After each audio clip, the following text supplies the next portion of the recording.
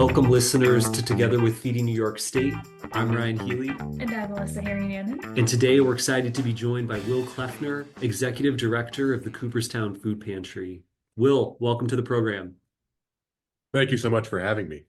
Yeah, absolutely. So why don't we start with you telling us a little bit about the Cooperstown Food Pantry? Absolutely. So the Cooperstown Food Pantry was established in 1977 by our founder, Ellen St. John, and sort of unbelievably started out in the village library, quite literally as a little cabinet where those who were seeking assistance were told to go see the nice lady in the chair. And that sort of grew eventually into us expanding into where our current location is now at the First Presbyterian Church in Cooperstown. We ended up taking over a basement space in the mid 90s, about 1994 or so. And that continued to grow and grow and grow up into about 2014, where we're in our current space right now. It's a first level floor, and then we have storage in the basement. And along with that as well, we started out primarily just providing like canned goods, things like that. A lot of high shelf life items. Eventually moving into getting some cold storage as well for cheese and things like that. But as we continued to grow, in response to the community needs, we started to bring in more things like cheese, fresh produce as well. Started taking on more programs like the Fresh Recovery Program from our partners, facilitated by our partners at the Regional Food Bank. Started running food as medicine programs. We also started a backpack program back in, I think, about 2010 or so with the Cooperstown Central Schools. We also have a farmers market voucher program that I think launched in about 2009, where we provide our neighbors with, they're sort of like coupons, free coupons for redemption over at the Cooperstown Farmers Market here right on Main Street in Cooperstown. This year, we're able to provide about $20 each to every household that comes through our doors each month, redeemable throughout the year, which has been really nice for increasing that access to fresh produce. But in addition to that, to give you a little bit of background on us, we were primarily a volunteer-run organization. Actually, our founder ran the organization up until about her mid 80s, I believe, and to the sort of like right before about 2010 or so. And we eventually hired our first ever paid director in 2016. It was just initially a one-person show, doing all of the coordination with volunteers, running every single program that we have here as well. But over the last couple of years, we've sort of expanded that, expanded staffing into, we now have an operations manager. We just hired somebody else part-time to help with some more administrative things. Um, but in addition to all of that, we run about 7 different programs with our neighbors here in Otsego County. And we run that all with about a staff of about 1.75 to 2 currently.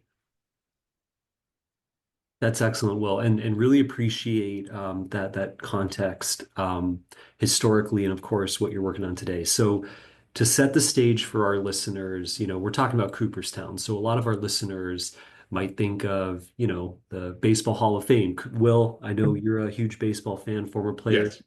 and as well, go Yankees. But for folks who may not be aware, could you tell us a little bit about some of the specific challenges Cooperstown faces as a rural community? Absolutely. And first of all, Ryan, I do need to address your "Go Yankees" phrase there. I apologize, but I hope this does not get me kicked off the podcast. That is considered to be a cuss word in my household back in Ohio. We could never say that Y word anywhere. I've been a lifelong Cincinnati Reds fan, so I'm ready to be disappointed pretty much every year. Good luck with our audience, Will. So yes, the to give you a little bit of background here, my office is actually directly right behind the Hall of Fame. They are an incredible group of folks over there. They come and volunteer with us monthly to help with our big delivery days. They're nothing short of fantastic. I absolutely love the organization. They are incredibly generous. And there is sort of this idea that Cooperstown in itself is a wealthy community. I mean, that certainly is the reality as well, and that certainly is accurate to an extent. But we also, a lot of the surrounding areas are not nearly as blessed. Some of the biggest challenges we face in a rural community here, obviously the number one issue we face currently is transportation. We do have a bus system here. It's not super reliable a lot of the time. And if you live anywhere, if you live out toward like the western part of Otsego County, going to like the Edmonston area, the bus doesn't even go out that far. So we have quite a few folks who live in really rural spaces, who may not have regular access to internet, may not have regular reception.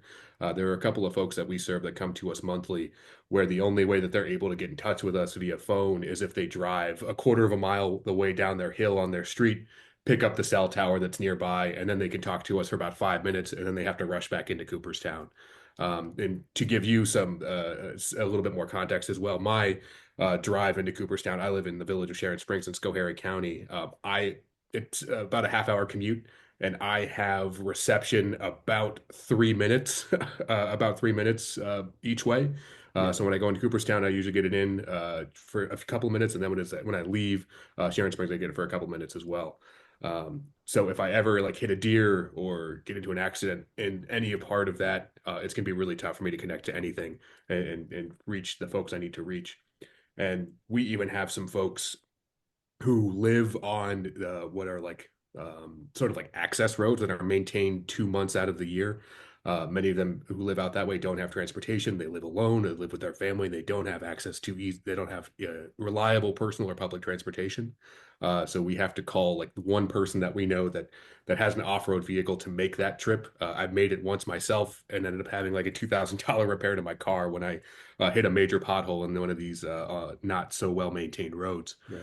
Um, in addition to all of that, many of the folks that we serve reside in what are considered to be like food deserts. And I don't know the exact qualifications for a food desert. I do believe it's you don't have access to grocery stores or regular food access about 25 minutes away. And I personally live in a food desert myself, so I can certainly understand a little bit more the struggles that one faces when trying to connect to a lot of those stores. So many of the folks that we do serve will come here locally for like treatment at Bassett Hospital, and then we'll go to the grocery store, pick up their prescriptions, and then come to us as a last stop for the day, and then head back home. So yeah, transportation is quite literally probably the number one issue we face in the rural community right now. Absolutely. Really appreciate you highlighting all of these, whether it's transportation, internet access, the not maintained roads, food deserts, all of these really overlap and unfortunately aren't unique to Cooperstown, happen across rural areas all across New York, all across the country. So appreciate you highlighting that. And so obviously we also know that these overlap heavily with food insecurity as well, and that someone who might be food insecure is also facing these other issues. So curious if you can tell us more about food insecurity in your community and how it kind of relates to these other issues. Sure, I'd be happy to. Yeah, it's really tough for a lot of folks to make their way out this way. I mean, just living in a rural space, it can be fairly isolating as well. I do remember someone put out a text or something like that, that folks could start to make online orders with us through using an app, using a phone, something like that, which we don't have available right now. It's not infrastructure we have available, and even to have someone like an organization like Spectrum come through and install like an internet pole or electrical line somewhere, it's usually 10 to 15 grand that the property owner has to foot the bill for, because many of the organizations will not be able to are not willing to provide that. Um, and Alyssa, could you restate your question again? I'm so sorry. No, that's totally okay. Really just want to hear like with all these issues, just tell us about food insecurity in your community. Oh, absolutely. Food insecurity in our community. To give you some numbers and some percentages, we have had about a 25% increase year over year in food insecurity and the folks that have visited us really since 2021, with the lack of availability of like COVID relief funds, child tax credit, things like that. Even I believe that the primary driving force for a lot of the increased visitation has been the elimination of emergency SNAP allotments on March 1st of 2023. Really, before that point, things were fairly manageable. We were serving about 400 people a month, roughly. But as that came into place, we did not see an immediate increase in need, but we saw a very gradual increase in needs. Really, up until right about now, are serving anywhere in the range of about 650 to 750 people a month, um, about 190 households roughly. And generally, the folks that we serve do tend to travel as far as like 60 miles round trip to come visit us to get the much needed resources that they have that we have here. Many of them are not able to connect to their local pantries. It's either that the pantry is open once a month, once a week, by appointment only, or the hours that they're operating do not coincide with they might be working, they're going to school, something like that. Um, in addition to all of that, um, trying to navigate that and trying to build relationships can be really difficult. So we are actually the only food pantry in Otsego County that's open 6 days a week. Uh, and because of that, we often get a lot of the folks who may not be able to connect to the local pantries in like the southern portion of the county or the eastern portion of the county, anything like that. We've sort of become like the go-between for a lot of those folks. That's helpful, Will. And, appreciate a couple things, of course. You kind of mentioning and drawing that connection between federal public policy, the expanded child tax credit, and SNAP emergency allotments. But then Mhm. also that, that story of that person traveling 60 miles round trip to get food. I think that that's super important as well. So, understanding the unique challenges of food insecurity in your community, how does the Cooperstown Food Pantry work to address some of these needs? So, you mentioned some of your programs, your backpack program, Mhm. but I'm wondering if you could talk before we get into policy, just a little bit more about the direct programming you're doing at Cooperstown Food Pantry. Sure. So currently we run about 7 different programs throughout the year. I suppose I'll talk a little bit about each of them. I think that's probably the most appropriate thing to do. So our biggest program is our monthly distribution programs. So we provide it is 3 days worth of food, 5 days a week for every member of the household for a month. Currently, for single person household distributions, I should say, our the amount of food that we provide starts out at 35 pounds. And I think the Feeding America guideline is starting at about 15 pounds right now. So we do a little bit more than double that. But we include things like high shelf life items, things like fresh dairy, fresh milk through Grant, and also Chobani is a wonderful partner with us as well. Yogurt, cheese. We also provide bread with a big focus on providing like frozen meat, eggs, fresh produce as well. And we realize too that in like the winter months, while produce may not be as plentiful, and we may not have as much to go around each time, especially in the off season months. We have worked with local farmers and developed a really nice relationships with them as well, to be able to purchase from them directly, to then share with our neighbors here that come through our doors. In addition to that, the backpack program we've been running now, I think for about 15 years, something in that range, where we actually store and warehouse all of the food that is from we get from either donation or we get from the regional food bank, just so that Cooperstown Central Schools do not have to worry about trying to store it and distribute it. We do have a local student organization called the Leos Club that will often come in every week to help pack those bags. But our backpack coordinator, Kathy Chase, I always call her like the volunteer extraordinaire. She's quite the worker, and she's been such a wonderful asset to us here, and I'm very grateful for her. In addition to all of that as well, we do provide the farmers market voucher programs I mentioned a little earlier. That's probably my favorite program because it provides our folks with access to a community space they may not otherwise have. So they get to make these relationships with local farmers, and the local farmers who grow all this produce get to see exactly where their food is going and see that impact directly. And I think that's something that's really powerful. And most recently, too, we just started up a food as medicine program with the Bassett Oncology Department here. We started out in Cooperstown. We were serving about 4 to 6 households out of that program initially back in 2023. But over a period of about 2 years now, we've grown from serving about 4 to 6 to now we're serving about 75 to 80 patients, close to 190 people or so, providing to the best of our abilities, like medically tailored foods that are easy to eat, ready to eat meals you just have to throw in the microwave, higher in protein, low in sodium. So it's been really great to work with them. And we've worked directly with the social workers and the dietitians over there to make sure that what we're providing has been suitable for what they're looking for and what the patient's needs might be, including things like gluten-free items, maybe low sodium, things like that. And aside from all of that, I realize we have a lot of programs here.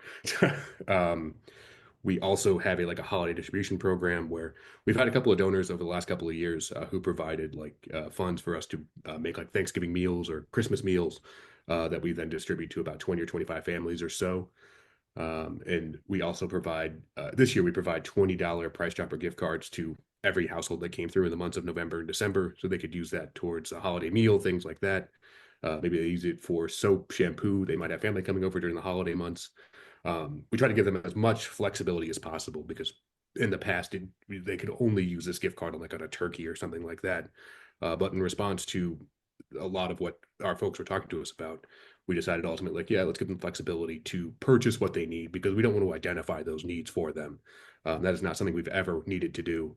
And that's something I really try to focus on here is that we need to listen to the people that we're serving because if they tell us what their needs are, we can't identify that for them. That sort of defeats the purpose of us being here and defeats the purpose of us being a resource here as well. Um, and in the last couple of years, we also were a host agency for a job training program it's called the Associates for Training and Development through the Senior Community Service Employment Program. I call it the Alphabet Soup program because I usually don't nail it on the first time that I talk about it. um, and we provided some job training skills like data entry work. Maybe somebody's working to do some restocking at a grocery store, things like that for folks who are above the age of 55 who are looking to re-enter the workforce in unsubsidized employment. And we recently just partnered with our local Department of Social Services here to provide the homeless population who are seeking re-entry to the workforce, looking for stable places to live through a program called the Phoenix Orchards, or also sort of colloquially known as the Tiny Houses Project. We provided about 40 distributions to those folks, and they actually came actually just yesterday, they came to help us with our last delivery that we had from the Regional Food Bank for about 10,000 pounds or so. And I think that covers pretty much all the gamut that we have here at the pantry. But in addition to all of this, and I would like to give a quick shout out to Feeding America, the Service Insights program that we were selected to be a sort of to pilot it back a couple of years ago has been nothing short of fantastic for us. Prior to that system, we had been using quite literally binders labeled A through Z with information going back as far as like 10, 15 years. So these binders had hundreds and hundreds of pages of information in them. Wasn't super secure, and many, many times we had volunteers who would drop the binders and pages would go everywhere. It would take us hours to put it all back together. So having this secure, confidential software that not only tracks a visit, but provides these wonderful reports that I've used to not only educate the public, talk to our elected representatives, I've also used it to write successful grant applications as well. This is all information that I did not have easy access to or would have taken me months to put together in the past. Has really changed the way we operate here. That's amazing. Well, really, like you said, a gamut of different programs that you have, and they're all doing such crucial work. So I appreciate that. And I really want to highlight something that you said as well, that like listening to the community is so crucial and making sure that you are catering to the challenges that they're talking about and providing that flexibility. So really appreciate all of the work that you're doing. And so I want to circle back to a point that both you and Ryan were talking about briefly. I know that you mentioned that after the emergency SNAP allotments were eliminated, that increased food insecurity within Cooperstown, and that really made it to be a big issue. And so I want to expand the conversation a bit to talk about how the federal government recently passed a budget resolution that could mean significant cuts to SNAP, Medicaid, and other safety net programs. And so, with all of this context in mind, I'm curious just to hear your thoughts on these cuts and what they might mean for your community. Sure. It's I can vary it's and I can certainly say that if any cuts, my biggest concern with the cuts to SNAP, Medicaid, and the other safety net programs, that if the federal government comes back and says to the states, "Oh, by the way, we need you to match SNAP funding on the federal level," that would prove to be detrimental to all the work that you two have done as well. That you two have been really leading on and spearheading and continue to do that every day. And I can't imagine what that is like currently. Um, would be detrimental to the programming that we have here. Um, to be quite honest with you, Otsego County, and we serve the entirety of Otsego County as well. Otsego County has, it's one of the lowest tax brackets in the state. I think it's like the second or third lowest tax bracket in the state. So we can't really rely on that to do like road repairs and maintenance things and things like that. We can't really use that to help increase any SNAP funding as well. But I also am aware that the local hospitals here, especially in rural areas, Medicaid is relied on fairly heavily. So if Medicaid is cut and SNAP is cut, many of the folks that we're serving, especially in our food is medicine program, often had to make the impossible choice of either paying for food or paying for treatment. And any cuts to either one of those programs, they simply won't have that choice any longer. They won't be able to afford either. And that is one of our biggest concerns because we are providing these resources to help build healthy communities. And it always seems like it would seem that if major cuts to these programs would just cut the knees out from us and make it really hard for us to continue to serve these folks and to build a healthier community. Because the reality is that the more that you do to in like these foods medicine programs provide those foods that are absolutely necessary, they not only help to keep folks out of the hospital. I mean, to be quite honest with you, Cooperstown is an aging population, and as horrifying as this may sound, uh, the more that we can keep healthier younger people out of the hospital and out of those beds, the more available they will be for the aging populations who definitely might need them in moving forward into the future. And one of my biggest concerns on the federal level as well is any cuts to Social Security would be absolutely detrimental. Many of the folks that we serve here locally um, rely solely on Social Security as their only source of income. Any cuts to that could mean that they no longer have an income. It could result in them being homeless, losing their homes, not being able to pay for food, not being able to pay for car insurance, not being able to pay for their cars, things like that. I mean, you can really insert here, and these are the problems they're going to face. And any cuts to Medicaid, I also feel really personally strongly about. When I was in graduate school, I worked for the ARC for a while, and I worked with folks on developmental disabilities, and many of them you only have Medicaid to pay for like their residency and their housing that they're currently at, and where I worked as well. Many of them only had Medicaid to cover that, and if that's taken from them, they're not going to have any other place to go. Many of them don't have families anymore. Many of them have families that don't live in the state, or may not be able to afford taking care of them. It would be absolutely detrimental to this part of the state and really across the country as well. Right.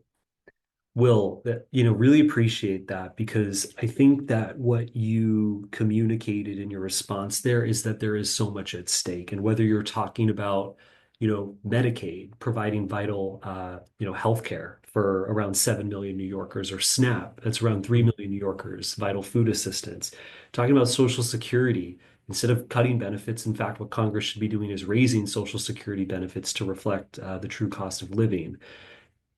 By the time this episode airs, we may be days away from a congressional vote on this budget reconciliation package. And so through all of your work, whether you're working with older adults, whether you're working with the local schools, the homeless population in your community, what's one story you would want members of Congress to know before they vote on a reconciliation package? Yeah, that is. I have so many to share. It's difficult to just pinpoint on one. Um, but I suppose one that I could probably use, the one that really speaks to me the most, I think, we've been partnering with our local Department of Social Services, and we often provide distributions for folks that they have identified, especially like the adult protective services as well. Um, Over the last year, we took on like 400 folks that were new folks who were considered to be above the age of 60, which is considered to be a senior population under Feeding America guidelines. Um, and a couple of them that we work with directly have issues with like dementia. They don't remember they can't remember what they had that they've eaten for the day. They don't remember how much food they have, or they make food and they forget about it, which is uh, dementia is a horrible, horrible thing. And it's if you don't have family or family's too far away, it is a tax, not really a tax. It's a really big lift for a lot of our organizations here locally to be able to provide like one-on-one care because they're all very stretched thin. The reality is that for the folks who we serve who may have issues with dementia, I think they are on Medicaid, and I think they also receive some supports with like housing assistance through that program to pay for where they're living right now. If that's gutted, where are they going to end up? It To be quite honest with you, I don't want to sound absolutely. I don't want to sound the alarm, and I don't want to cry wolf before anything happens. But I mean, we are actively looking at throwing people who have developmental disabilities and those who have dementia out on the streets in a rural area where most people do not have the access to transportation. Most people don't have access to the resources that they need, and it would be it would just put an even greater tax on the organizations who are already stretched thin and already are having a hard time meeting the increased need. It it's really difficult to state how to really give metrics on how horrible this would be on the people in this community. Absolutely. What a sobering story, because I mean, it's so easy to get lost in the weeds of like, what does this mean bigger picture? But this is exactly this is the cost of what these cuts will mean. So really appreciate you sharing that, Will. And so I Oh, just want to absolutely. Yeah. close just by asking, with all of this in mind, do you have any calls to action for our listeners? Yeah, I think I would have a couple actually. Number one, absolutely is talk to your elected representatives, participate in the democratic process. This is America. This is the United States. We all have a right to use our voices. And I've even begun encouraging the folks that we serve to get involved in the democratic process. Talk to your elected representatives. We can absolutely be a funnel. We can be a funnel for your voice as well, but it's always best if they hear directly from you because the decisions that they're making at that level impact them directly. And I don't think many of the folks that we serve realize that. And to be quite honest, I didn't realize that either until I attended the frat conference last year and saw just how much decisions at Capitol Hill impacted the work that we do here in our communities here locally. The second, I'd say, call to action is really heavily focus on your community. Check in on your neighbors, check in on your friends, because I'm a firm believer that the only way that we're going to be able to weather any sort of storms of federal cuts, anything like that, even increased prices consumer wise with tariffs and things like that, the only way we're going to be able to get through that is together. So really build your community, start to think outside of the box with like community gardens, things like that, to really support each other and really weather the storm that's likely going to be incoming.